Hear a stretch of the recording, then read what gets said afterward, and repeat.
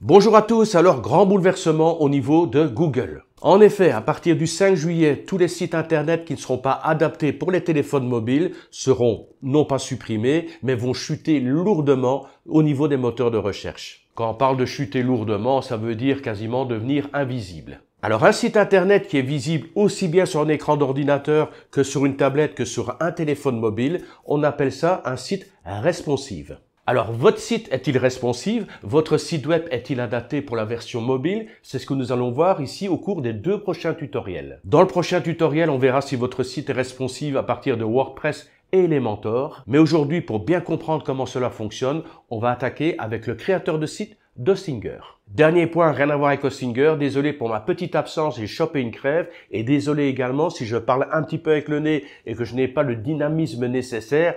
Mais là, je ne suis pas encore sorti d'affaire, je suis encore un peu vaseux. Mais bon, j'ai pris des vitamines, ça devrait bien se passer. Allez, on ne traîne pas et on fonce directement sur mon ordinateur. Nous voici sur ma page d'accueil d'Hostinger.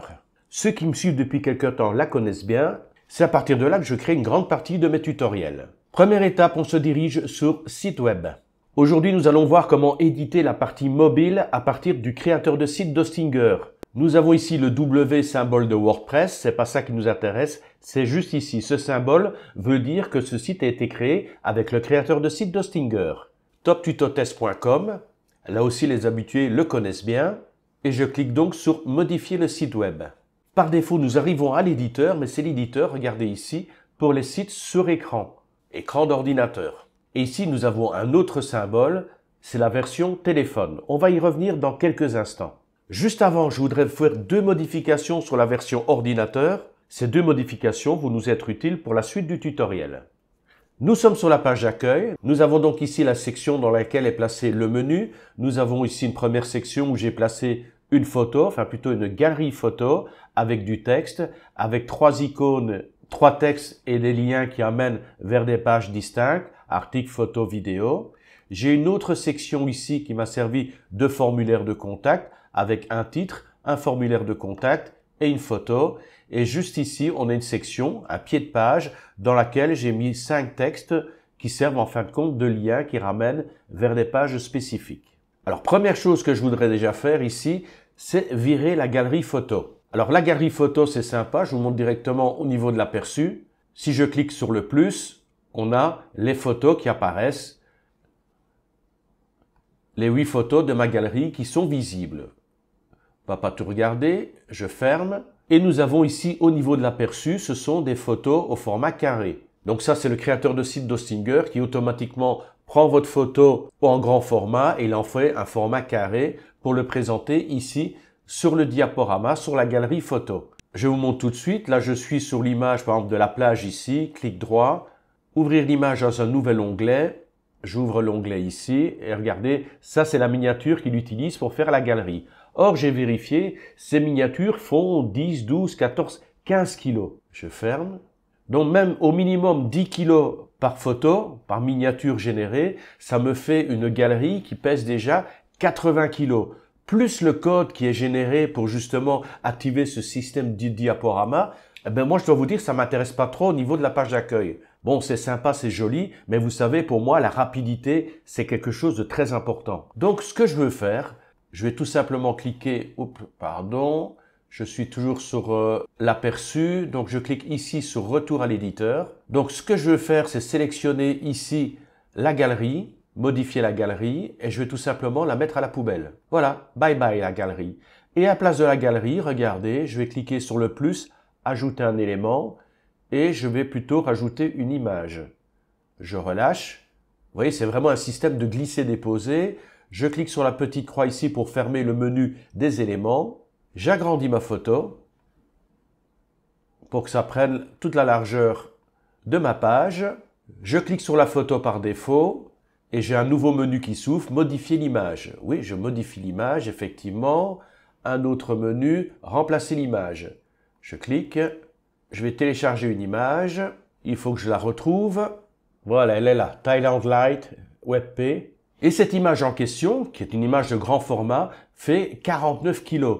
Donc je tombe à 50 kg au mieux d'arriver quasiment au double, voire plus, avec le système de galerie photo. Ça a l'air de rien comme ça, 49 kilos à la place de 90 ou 100 kilos, mais lorsque ça passe en version mobile, ben effectivement, c'est beaucoup plus long en téléchargement et plus le site est lent à se télécharger, que ce soit sur votre ordinateur ou sur votre téléphone mobile, plus Google va vous pénaliser et vous faire descendre dans les moteurs de recherche. Donc il faut effectivement primer le côté un petit peu esthétique, mais il faut également primer la vitesse. Et n'oubliez pas, quand quelqu'un vient visiter un site internet, c'est qu'il recherche une information. Plus le site sera sobre, plus le site sera facile d'utilisation, plus il sera facile de trouver l'information et plus vous risquez de générer des visiteurs et des visiteurs qui vont revenir. Enfin bref, je sélectionne donc l'image, je clique sur Ouvrir, l'image est affichée ici. Avant d'aller sur Sélectionner, je clique sur Détails. N'oubliez pas de rajouter ici une balise Alt. Moine en Thaïlande, bouddhisme, je clique sur Sauvegarder. Je clique ici sur Retourner, je reviens à la médiathèque et je clique sur Sélectionner. 1, 2, voilà, boum, voilà. Automatiquement, mon image a été remplacée, l'image par défaut a été remplacée. Au niveau du style aussi, je clique systématiquement sur Réinitialiser les proportions. Voilà, comme ça l'image est parfaite.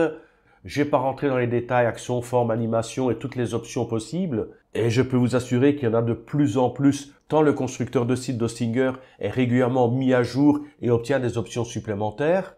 J'ai déjà expliqué tout ça dans d'autres tutoriels. Tout est rassemblé dans une playlist. Je vous mets la playlist en bas dans la description. Vous avez le lien, vous cliquez dessus et vous aurez toutes les informations sur le créateur de site d'Hostinger.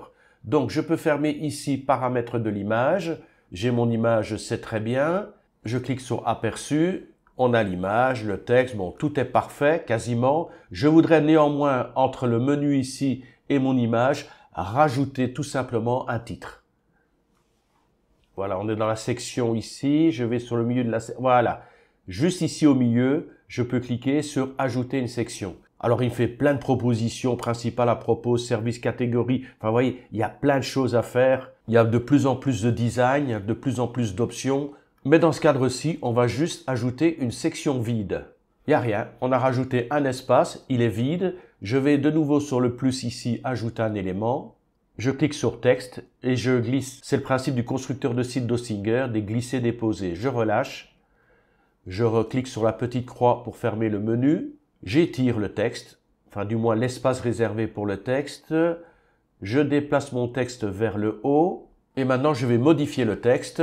Bienvenue en Thaïlande. Alors, on va pas se battre pour l'esthétique. Pour l'instant, au niveau du lettrage, taille de la police, je vais mettre à 72. Voilà, que le titre soit assez grand. Pas besoin de gras italique, non. Par contre, je voudrais le centrer. Ici, au niveau, voilà, alignement centré. Super. Comme ça, c'est très bien. Par contre, là, j'ai un espace blanc qui ne m'intéresse pas. Pas de problème. Je suis sur la section. Regardez ici, j'ai la double flèche. Clic gauche enfoncé. Je relâche et voilà, j'ai réduit la hauteur de ma section. On a quelque chose d'un peu plus esthétique.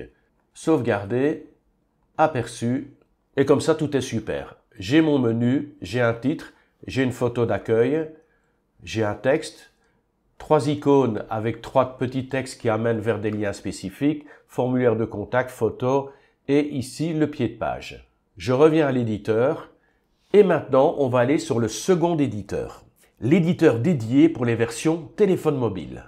Pour ce faire, regardez ici, on revient sur les icônes. Pour l'instant, on est sur l'icône écran d'ordinateur. On va tout simplement cliquer sur l'icône téléphone. Et voilà un aperçu de ce que ça donne. Si on veut avoir le vrai aperçu, on clique ici sur Aperçu. Le design est joli, hein, et comme ça, vous faites défiler. Bon, voyez déjà, on a le titre. L'image a disparu.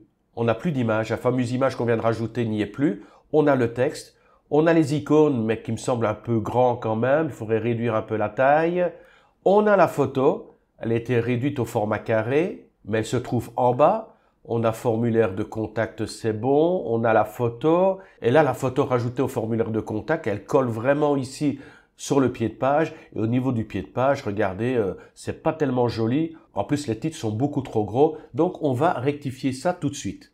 On va retourner à l'éditeur, mais regardez, on a bien la partie téléphone ici à droite qui est sélectionnée. Donc, en retournant ici sur la gauche, en retournant à l'éditeur, on revient à l'éditeur version mobile. Premier élément qu'on va changer, le titre. Le titre est beaucoup trop grand. Ce serait mieux qu'il apparaisse sur une seule ligne. Donc, je sélectionne le titre, modifier le texte. Là, il me l'a réduit automatiquement, il était à 72, il me l'a mis à 32.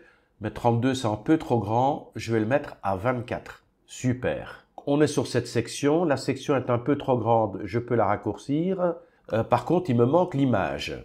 Alors l'image, il va falloir que je la remonte, il faut que je fasse un peu de place. Bon, déjà, je vais m'occuper des icônes. L'icône, je le trouve un peu trop grand, je réduis sa taille, très bien.